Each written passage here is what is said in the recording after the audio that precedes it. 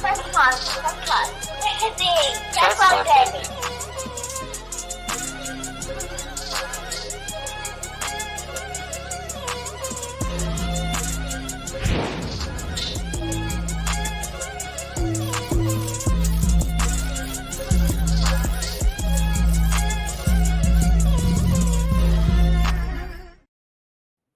All right.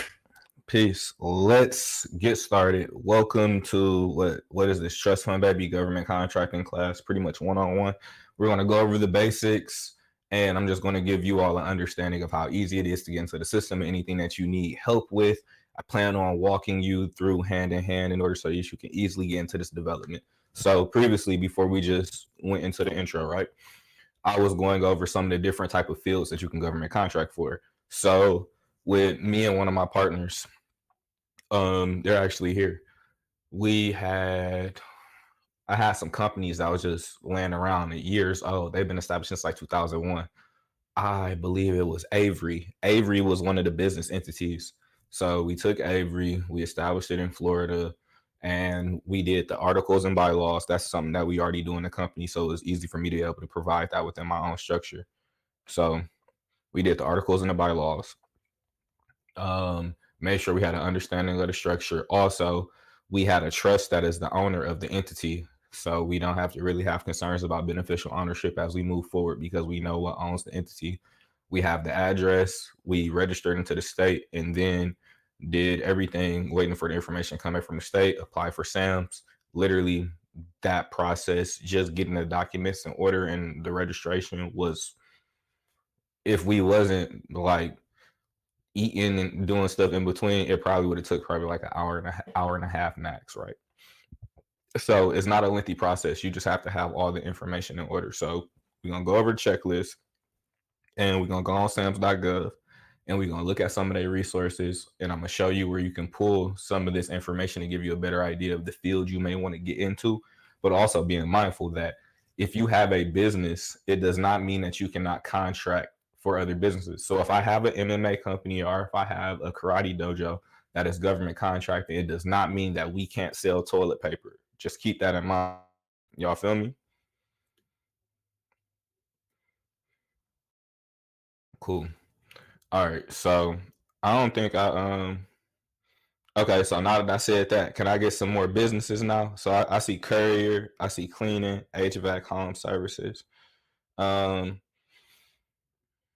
MMA. So what we're going to do is we're going to take some of these words that are some of the job entities that you are looking to get into as far as government contracting, and then we're going to put them into the system and see what type of codes come back. So cannabis.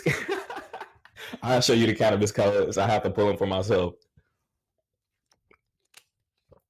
Okay. So let's share screen. Actually, let me pull it up first. So y'all ain't saying me just go through everything. Sounds.gov. All right. Any of y'all been on SAMS? Y'all should have been on SAMS since y'all seen the checklist. If you've been on SAMS.gov, can you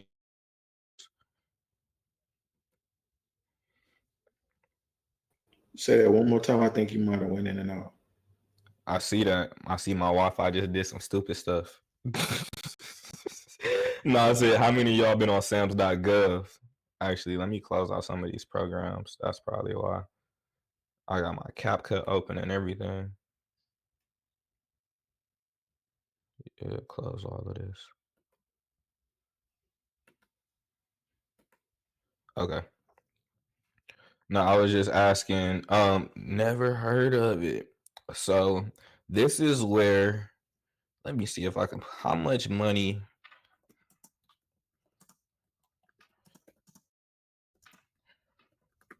How much money is set aside for government contracting every year?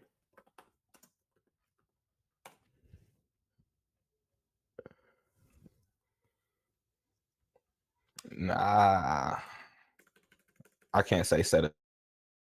They gave me some BS answer. So there we go. That's the answer I want. So share this tab instead. So just so you have in mind, this look like this gonna run out. This is how much money that the federal government gives away, hundreds of billions of dollars in contracts each year. In fact, the government spending on contracts amounted to 682 billion in 2020. And at the current state of the economy, that number has only increased. So all you have to do is posture your business to be in a position to where you can get access to bidding on this 682 billion. And so we're going to talk about what bidding and all of the aspects of what it takes to do this, right? But yeah, I don't know too many fields. Even like podcasting is a multi-billion-dollar market, but that doesn't mean that you're going to directly get access to billions of dollars when you become a podcaster. Now, if you government contract and you gain experience, you automatically can just bid on a contract that is $1 million. So if y'all ever, let me stop sharing real quick so I can go. So right here. So if y'all ever see the movie War Dogs, the one that David Packhouse was in, these young people, Ephraim, David told me himself, he was like, Ephraim was actually 18 at the time, and Ephraim had showed him his bank account. And when David was like 22, and Ephraim, who is the one, Jonah Hill, the one that the Fat Boy played, he said that Ephraim showed him his bank account. It was a Bank of America account. He had told him he had made like roughly around like $2 million. And then he was like, I'm just going to show you this, not to brag or anything, just to incentivize you types, right? So he showed him, and Ephraim had 1.7 million in the BOA account just off of government contracting alone at 18 years old. Yeah.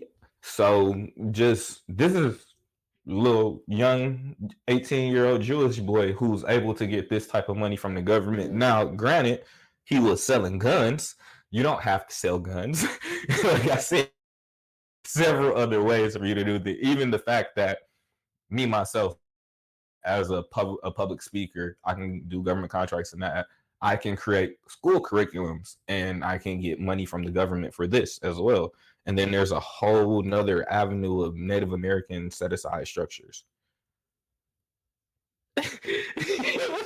Yes, and like it was so funny. Y'all gotta watch the movie, bro, because Ephraim was really finessing. And I asked, you were seeing in the podcast because I had asked, bro, I'm like, how much of the movie was actually like accurate? And he was probably like 69-70% of it was actually factual.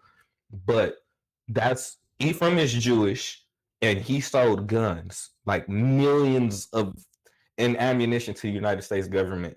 So much to the point that because of the court case, they legally became public. And when you become a public figure, almost anybody has rights to make a movie about you. David just ended up lucking up that the people wanted to buy his life rights, so he ended up getting a nice little check from the movie. But you have to be careful when your name start making it in the court cases and stuff, because it allows anybody. That's how people are just allowed to make movies about Jeffrey Dahmer and all of this stuff. They don't have to pay his family anything because they're listed as public figures. But if you do the government don't play. But if you all get a chance to watch the movie, it came out in 2016. The government knew what they were doing because they were buying ammunition that was being repackaged, and it was Chinese ammunition that was being sold to them from Russia, because government contracting isn't nothing more than high-level middleman. And you feel me? You are nothing more than a broker. You're brokering to the government. I will find your business and I'm going to sell that service to the United States government. So all I have to do is see if they want toilet paper, I can see if Charmin I can go see if they got some off-brand great value. I can go to Walmart. Whoever got the best price point, it's my job in order to contract with them in order so that I can broker this to the government and I get my check. It is the easiest. You don't got to touch nothing. Nothing. Now, if you get into the contracting field, you still don't have, you can hire other companies in order to do the work for you. All you have to do, depending on the requirements of the government contract, you may just have to be on site at certain times, but that's really about it. It's, if you don't know what you want to do with your life, have a business that you're not doing nothing with, get into SAMS.gov, and just look and just see, can you just bid on something, and you'll just be surprised. And for it went down as it's called the Afghan contract. That's the particular contract that David and Ephraim were a part of, that they were selling ammunition for the United States government, the multi-million-dollar contract, which they underbid by $52 million. So from their bid, which was a few million, the next highest bid up was $52 million. So they had this much room. They could have bid an extra 20, 30, 40 and still made their bid. So it's also imperative for you to do your market analysis so you can make sure that you're not cutting yourself, because it hurts. Like they was like, homie was tripping in the hallway when he figured out that they undercut themselves $52 million. Do you already need to have lucrative business doing six figures a year? No. You can government contract with a startup. And that's what, so everything that I'm showing you all isn't for a company that has experience. It's for a startup business. So if you are a startup with no experience, you have a cap on the amount of bids that you can deal. You cannot go past $250,000. But think about it. Some of you don't make $250,000 in a year right now. So one contract can be life changing, because let's just say you do get a contract over 100. You take care of all of your stuff. You clear another 40 on top of what you already making. You've changed your life. Yeah, I recommend y'all do like watch it with the mindset of like, no, these aren't arms dealers. Like these are government contractors, and everything they're doing it to make money with the government. It'll change your perspective about the movie, because even when I first seen it when I was younger, I'm like these white people tripping. I'm like they just decided to get a passport and go to Afghanistan. I'm like, like my people was Marines and my father did a tour over there. I'm like, I know that's not a play around place. And like you see, when you see the movie, you'll see. I'm like, they crazy as hell. And a lot of that happened. A lot they was taking trips out the country to make sure some of these deals could happen. So depending on what it is that you're doing, your access will also help you out a lot, because like I have strong ties in the American Indian with the tribal nations. So if I ever want to broker any deals with the tribes, it's going to be very easy in order for me to piece that together. I have strong cannabis relationships. It's going to be very easy for me to broker those relationships. So always look inside yourself and see what resources you have. But let's go to Sam's.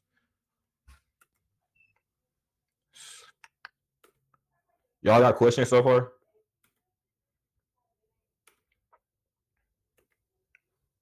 I see you just came back on. I got you, bro. All right. So, Sam's. I'm on school. I need to be on Sam's. Okay, so really quick. We're not gonna skip through nothing. We're gonna look at everything. So, unique entity identifier used in SAMs has changed. So, back in the day, it used to be a requirement that you needed a DUNS number in order to get a SAMS number. If you're not familiar with DUNS, that's from Dun and Bradstreet. I don't know how they formulated that relationship or why that's even needed, but in the previous years, like almost 2 years ago, they removed that requirement. So it's a 12 character alphanumeric ID. Like I said right here, transition to DUNS number has been removed from SAMS.gov. Entity and DUNS that got removed from a lot of things when it pertains to credit. I don't know if the company stepping down, they was sharing data, who knows, but the government not messing with them no more. So right here we go to, well, let's just show y'all. So literally sam.gov.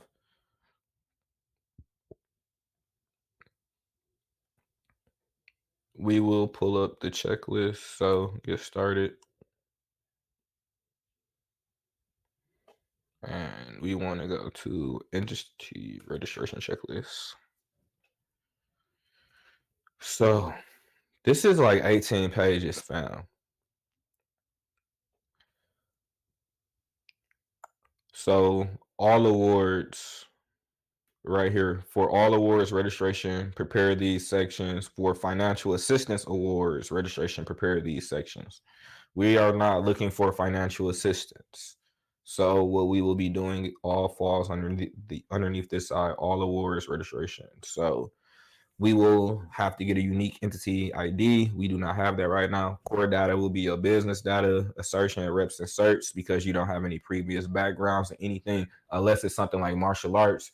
You have your certificates, or if you are GC, a contractor, or something like that, unless you have certain certs, that will be the only thing that you'll be putting forth. But if not, it's not going to limit you. Trust me, it's not going to limit you. They have billions of dollars that they have to give away every year. Architecture and engineering responses, defense, FAR. Also, they ask you if you have a clearance. So, like, you having military background, or you contracting with somebody who has military background, it's usually beneficial. That's why I have a government contracting business that I'm starting with my mother and my father, because both of them are Marines. Right here. This is why I asked you, because before you can even come to SAMS, you're going to need a business. So what would be the field that you want to get in, or at least you have a business name? So I got to come back to StreamYard real quick. How many of y'all got a business? If you got a business, can you put a 1 or come off mic, say something? All y'all got businesses, right? I got a holding. I'm about to set up my operating business for this. You got EINs? Not yet. They haven't come in the full registration yet.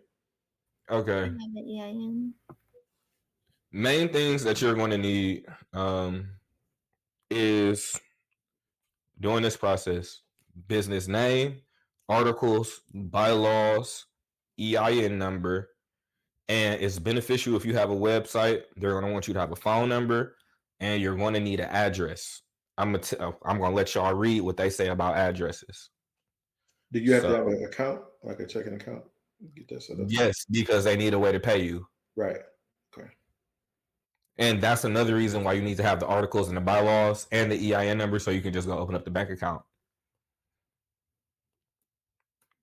So, SAMS. Oh, you're right here. Okay, so legal business name. Trust fund, baby, right? My physical address, it is North Montauk Highway on the Shinnecock Reservation. So also that's my business address, right? Date of incorporation, 2019. Let's say like August 2019, right?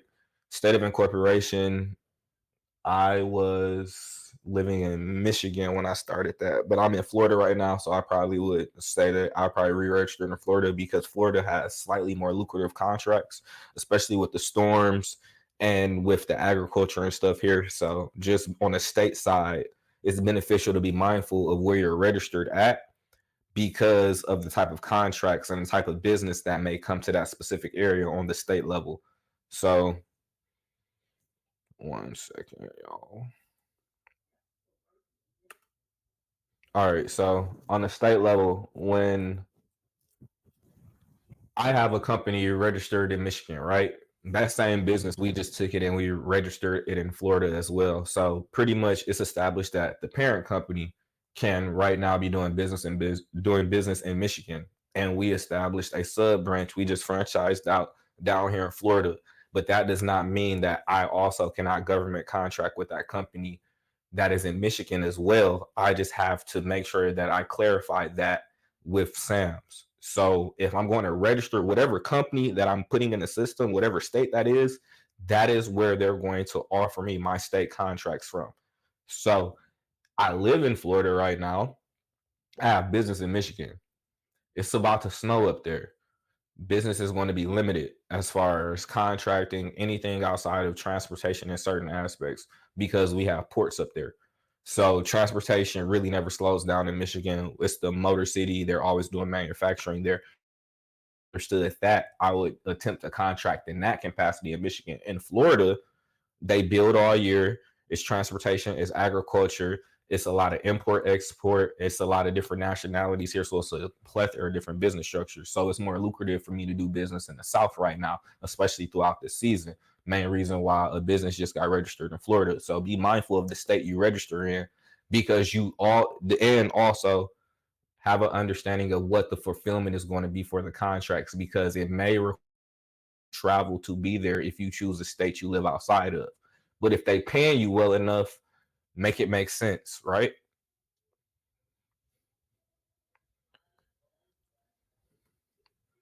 All right.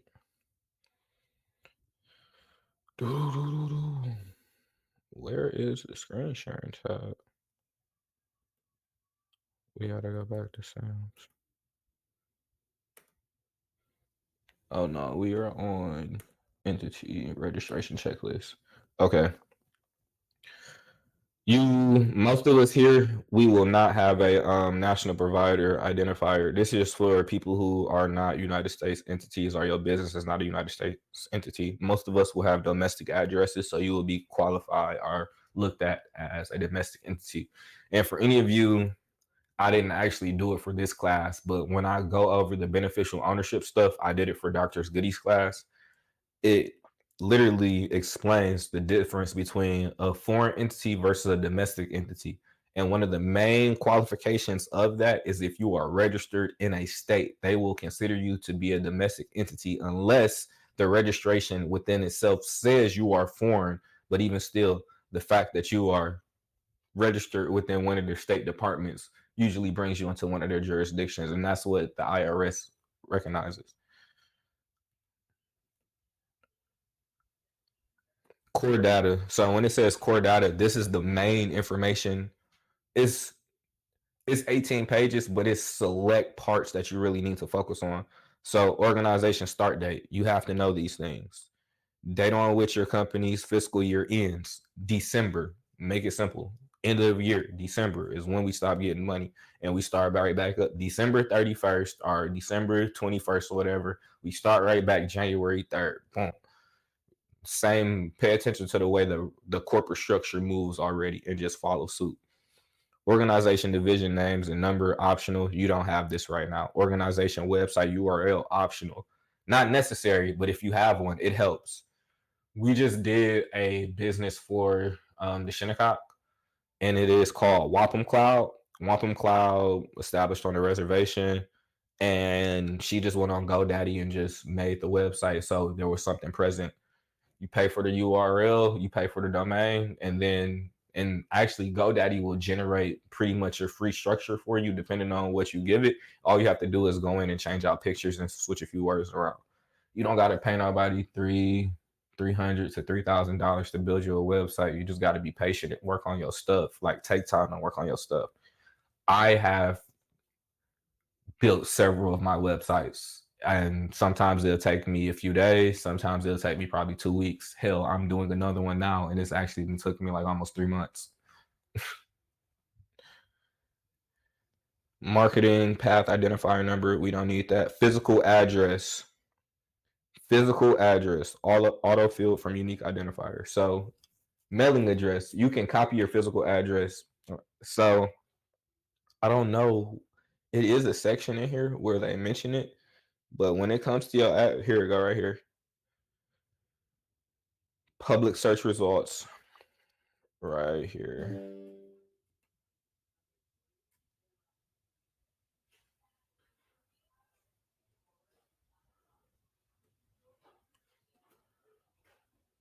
Federal government users. I'm looking for the section where it tells you about the type of mailing address that you can have. But they don't accept PO boxes. They don't accept virtual addresses. So in some cases, you may be better off using your home address if you can't get nowhere else, ma'am. But it's imperative for you to have a legitimate business address. Cage code. This is one of the main things that you're going to be looking for. This is going to be what they give you, your cage code. So you don't have this right now. If you do not have a cage code, select no. So when you go through the application process, these are also the questions in the order that you're going to have to fulfill this stuff. But if you do not have that address, or if you do not And then everything needs to match up with your IRS documents, with your bylaws, with your banking address. The government does not play about this shit.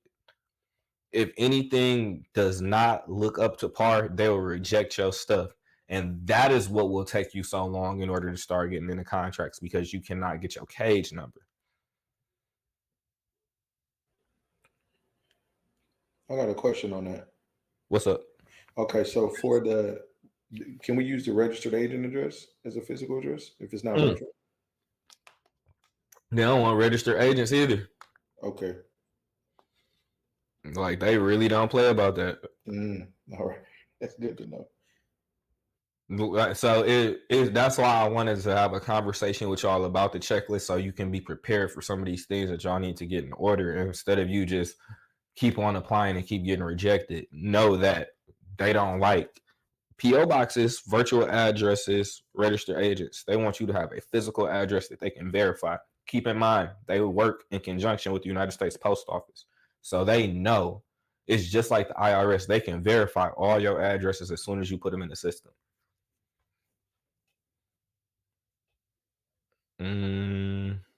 We don't have that process. General information, county of incorporation, state of incorporation, company security clearance optional. Most of you all do not have clearance. I don't know of any of you all who have previous military background. Highest employee security clearance level optional. That's if you bring somebody into the company that has a clearance. It allows you to do certain things.